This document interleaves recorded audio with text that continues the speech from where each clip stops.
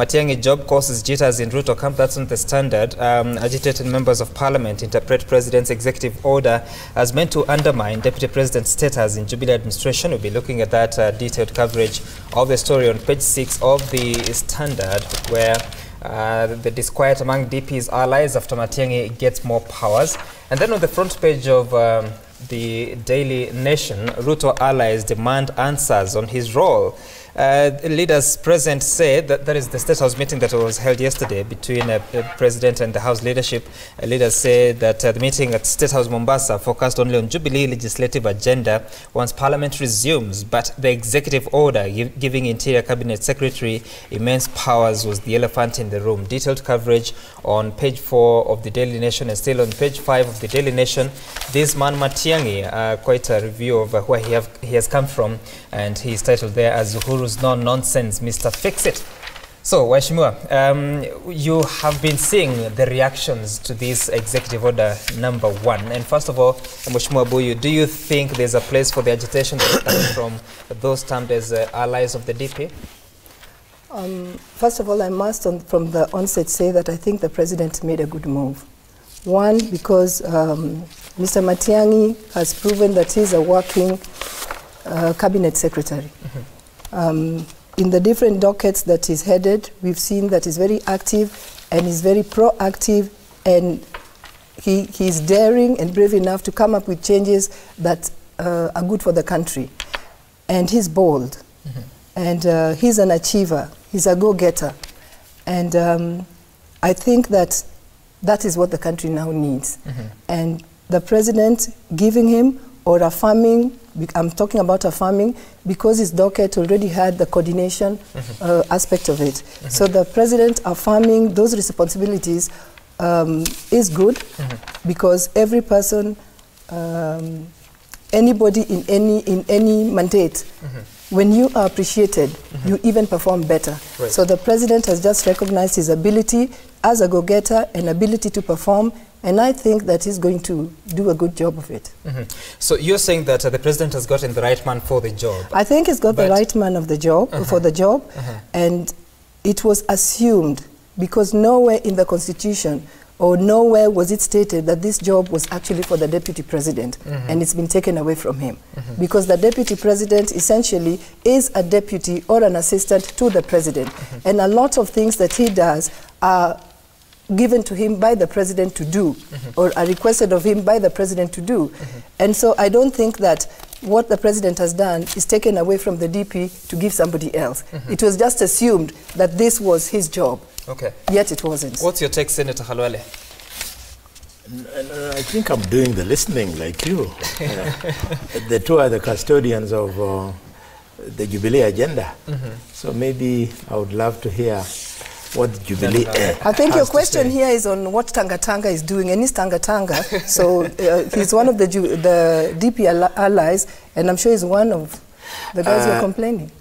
I want to congratulate Dr. Matiang'i for the elevation to a supervisor of a committee of cabinet.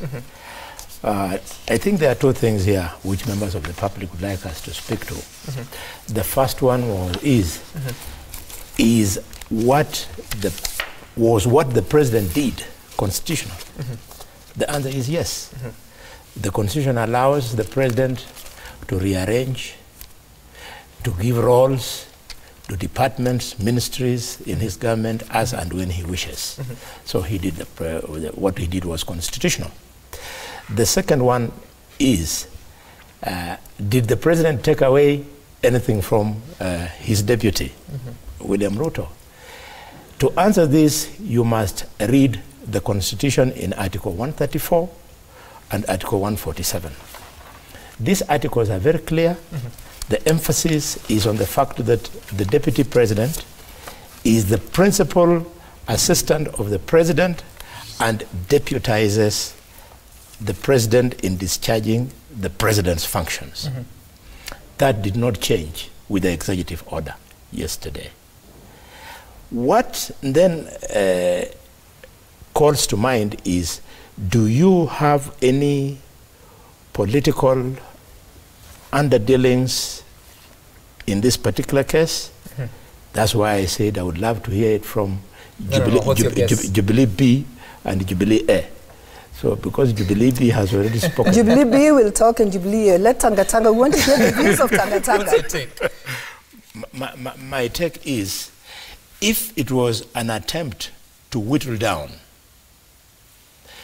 the cloud of the DP, then if I was the deputy president, I would be smiling all the way to the bank.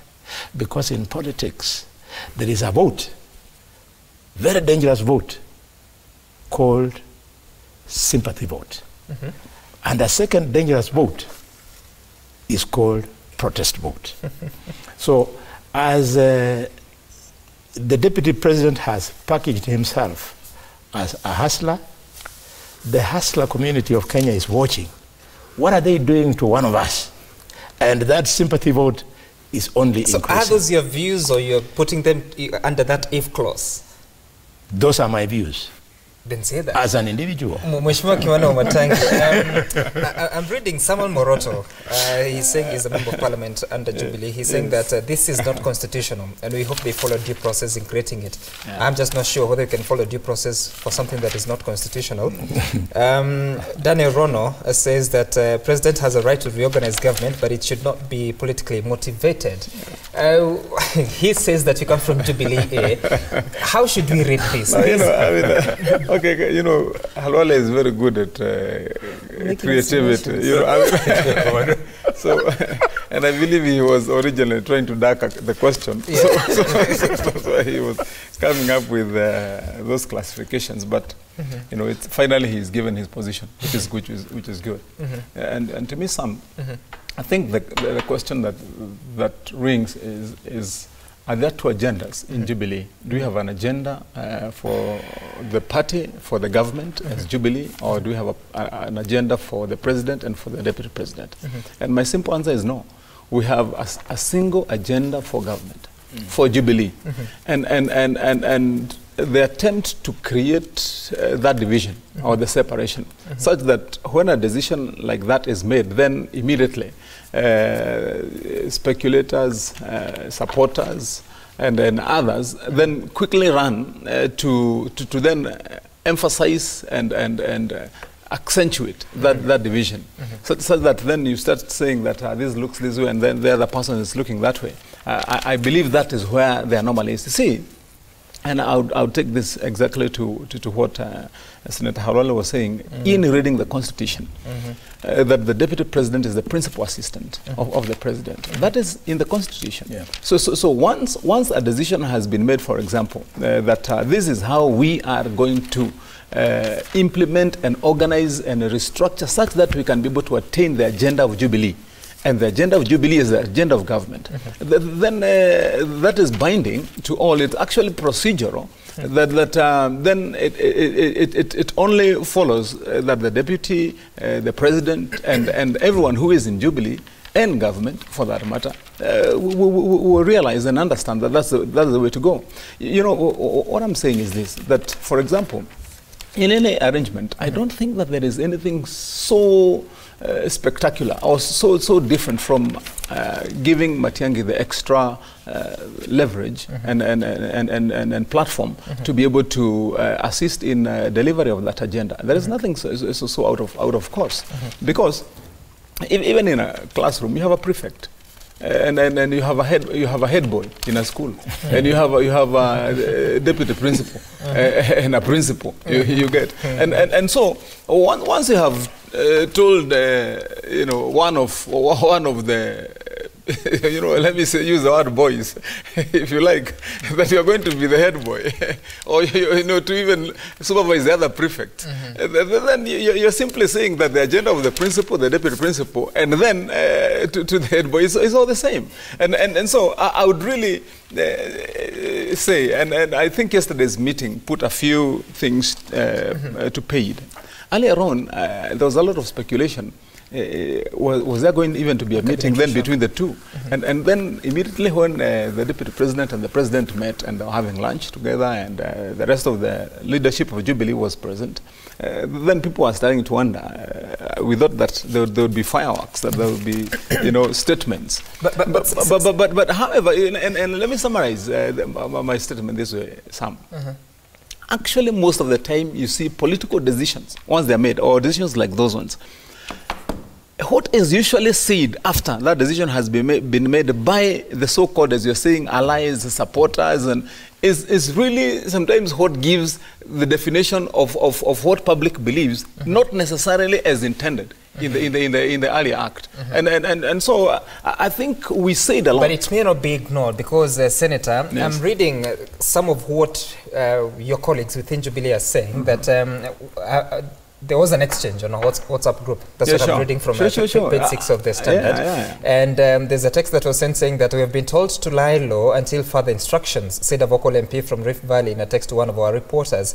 And he added, we are all still in agreement that there is a major problem in government. Some of our MPs are abroad and have been told to stay calm for now and see how things unfold. So even as you say that there is one Jubilee agenda that is informing the agenda of government, you cannot ignore the fact and the questions that people are asking. You have said that CS Matiang'i will be chairing this Committee on Development and Implementation of Projects and reporting directly to the President. Where is the Deputy President in that question, even as you say that he's the principal assistant of the President? Can I say this? Okay. Fine, you can go first. Fine. No. I just, first of all, I'd like to put record straight that I am firmly in ODM, and ODM is in NASA, and at no time is ODM part of Jubilee, and at no time is ODM Jubilee B. That's for my friend, Honorable Khalwale. But I'd also like to say this. What the President has done is not new. If you look at the docket of Matiang'i, there was a coordination aspect in that docket. But because one side of the divide in this country has been obsessed with politics and 2022 politics, they choose to read politics in every move that is made. And that is why whatever has happened is being seen as politically engineered by one side. And that is why you have such comments, because they think, and I'm looking at my brother directly, because they think that what is being done now is to affect or to take into account the 2022 politics. I think the President's biggest motivation now or worry now is to ensure that he achieves his big four. And he's looked around and seen that Matiang'i would be the one that would help him achieve the big four. Why? Because, like I've said, he's seen that Matiang'i is a go-getter. He's seen that Matiang'i is the focused cabinet secretary. He's seen that Matiang'i is bold to make decisions that sometimes are not favorable to the public, but then favorable to the country at large. So that's why he's gone for Matiang'i.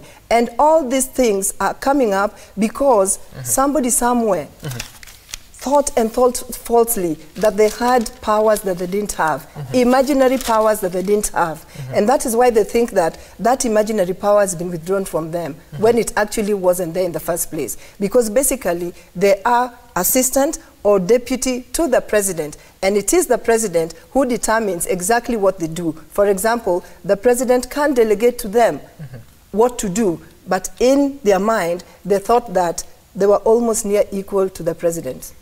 Just to answer your question in one statement, because the question you asked is in light of all those developments and the powers given to Matiang'i, you asked what is the place of William Ruto.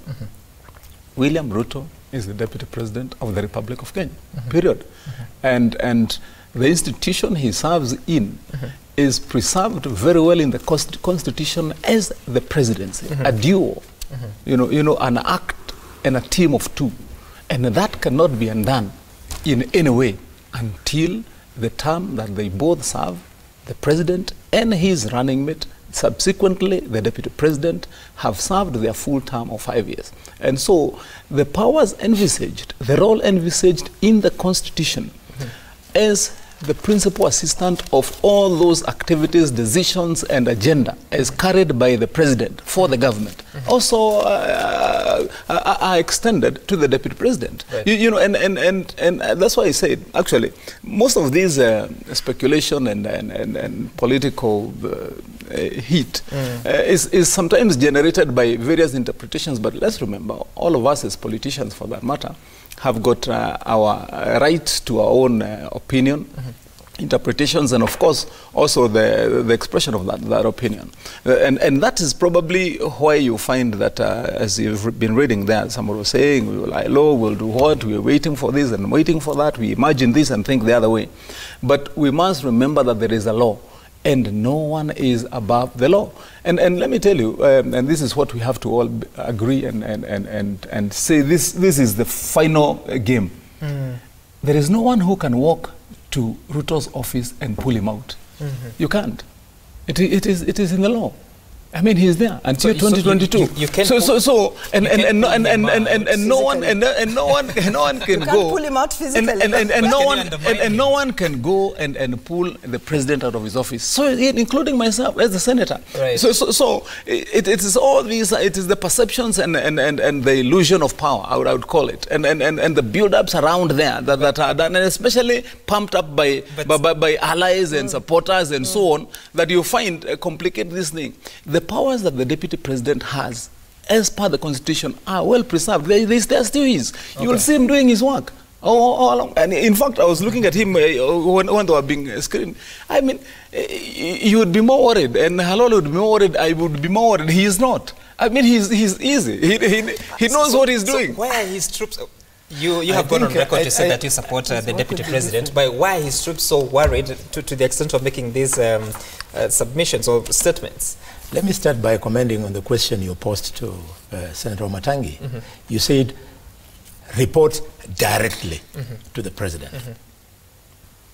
Directly, in bold. That is mischief. Because it cannot be otherwise. A cabinet secretary is appointed by the president. He is expected to report to the president. If for whatever reason the president would rather that reporting be done to him through the deputy president, then the president will say so. In fact, I would urge members of parliament, both senators and MPs from Dr. Ruto's camp, to remain cool. What is all this excitement about? Do you know the opportunity is coming, and it must come, when Article 134 will be exercised by the deputy president. And in exercising Article 134, because the president might be out of the country, the president might be indisposed, whatever reason, in exercising 134, Matiang'i will then report to Ruto, because the constitution says so. So they shouldn't be worried. There is nothing, as far as I'm concerned. Newspapers are trying to improve their sales by this kind of headline. I actually think there is something. And can I? Oh, yeah. Sorry. Newspapers are attempting to improve their sales, but things are normal. Things are normal. Article 147.4. And Senator Matiang'i is nodding in agreement. Article 147.4 even goes further to speak to what my sister Rose was alluding to. It says that the deputy president cannot occupy any state or any other state or public office. So to assume that he can occupy the office of a cabinet secretary and be competing with Matiang'i is completely out of our constitution. Anytime Ruto has been doing something that which people think is akin to discharging the duties of a cabinet secretary, he was actually discharging the duties of a deputy president. The constitution prohibits him in 147.4 from exercising or occupying any other state or public office. Is there anything that stops him from chairing a cabinet committee? Absolutely nothing. And I can assure you the excitement from ODM as you can see, is born from the fact that Deputy President has been launching a lot of projects. And some of us who come from areas where we have benefited, we are very grateful. I will not be surprised if next week... Wow, how things change. Wait a minute. I will not be surprised if next week the Deputy President launches a project. There's nothing that will stop him. After launching, then Matiang'i will follow it in terms of monitoring, implementations, and what have you. All right, therein lies the issue. And I just want to say that things are not going to be as usual. And what Senator Matiang'i is saying, that we'll see the Deputy President still doing his job as usual, might not be correct. Because what we've seen him doing 80% of his time is going around the country launching projects as if they were his projects, yet these were government projects. Now, his hands have been clipped. He will not have the opportunity to do that. Why do I say that? Because under Matiang'i's, CS Matiang'i's docket are those projects. He will have to be informed of what the projects are and be informed of the next stage of the projects. So the Deputy President now does not have leeway to go around the country launching imaginary or launching government, so-called government projects. Why do you say imaginary? No, because in many cases, some of those projects, we've seen him going around Central Province launching projects, but then we've also had Central Province MPs come out to cry that they are not developed, they don't have roads. So you wonder, all these roads, all these projects that the Deputy President was actually launching in Central Province, were they real? Okay. Or the central region of this country, were they real? Maybe just a quick one. I want to ask you this specific question. Right. That the President formed how many committees? 4. The National Development Implementation and Communication Cabinet Committee, chaired by the CS Matiang'i, the National Development Implementation Technical Committee, chaired by PS Kibicho, and 8 Regional Development Implementation Coordination Committees for the old 8 regions or provinces, and then 47 county development implementation coordination committees. And all these, they'll be reporting progressively to the National Development Implementation Committee chaired by Matiang'i, and Matiang'i will be reporting to the President. Right. What is the President trying to do in all this? Let me first put something here clear, and I hope it can be, in my view. Let everybody know who supports the work of Jubilee and has whatever persuasion or support for William Ruto or Uhuru Kenyatta, to realize that actually even in the ambition and intentions of, for example, the Deputy President in the future, it is to his absolute advantage that the agenda of Jubilee succeeds by 2022. Because the agenda that Jubilee set was set by not others, himself and the President, and the team that is Jubilee now. And if that agenda was not attained, including this Big Four agenda, then part of the judgment, even when he was going to be running, would be on the failures, on lack of delivery of what was promised. Sure. And so my view is simple, that I believe even he himself knows that this is for purposes that are going to even be beneficial to his interest in the future, but because he's not going to ride on promises that failed. And so that's why I said earlier, and I would want to say this to my colleague Mheshimiwa Rosa, that when I said that you will still see him going around, what I mean is precisely what I said earlier, as per the requirement of the Constitution, that you can't take that away, that he's the principal assistant of the President.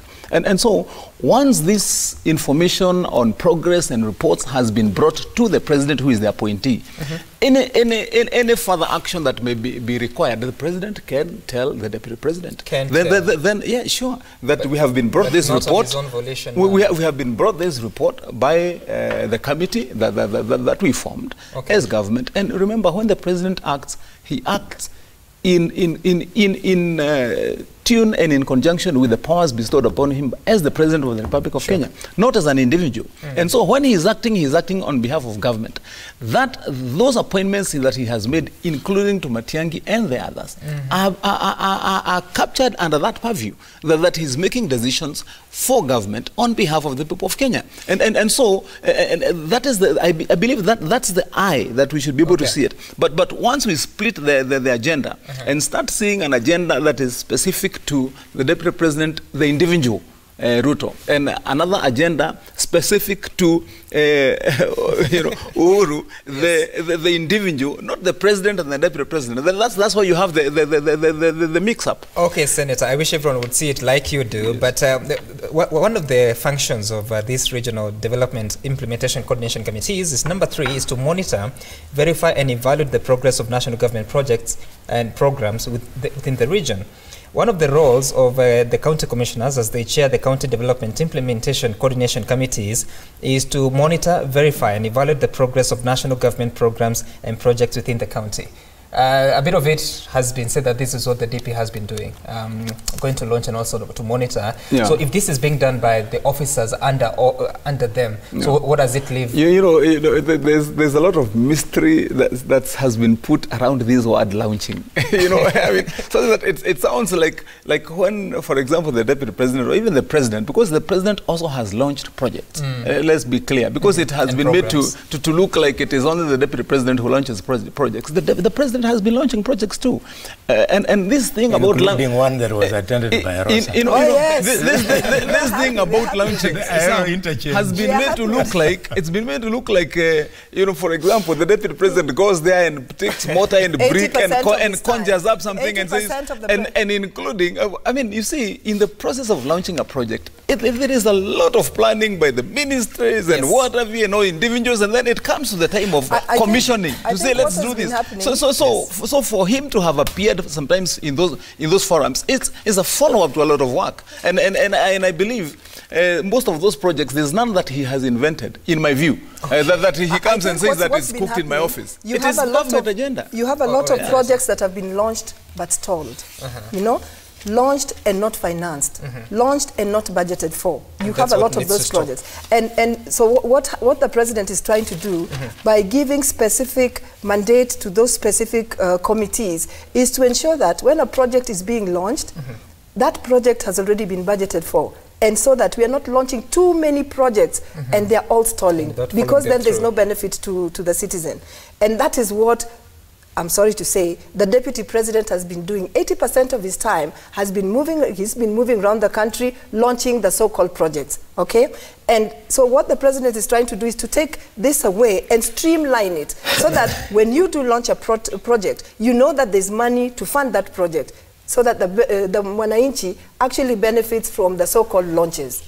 Senator Halole, your final word on this? Yeah, in fact, my regret this morning is that we are spending time on a non-issue. The debate that should be taking place in these newspapers, on FM stations and on such talk shows, arising from what the president did, is when now he gave fresh instructions to regional commanders and county commanders.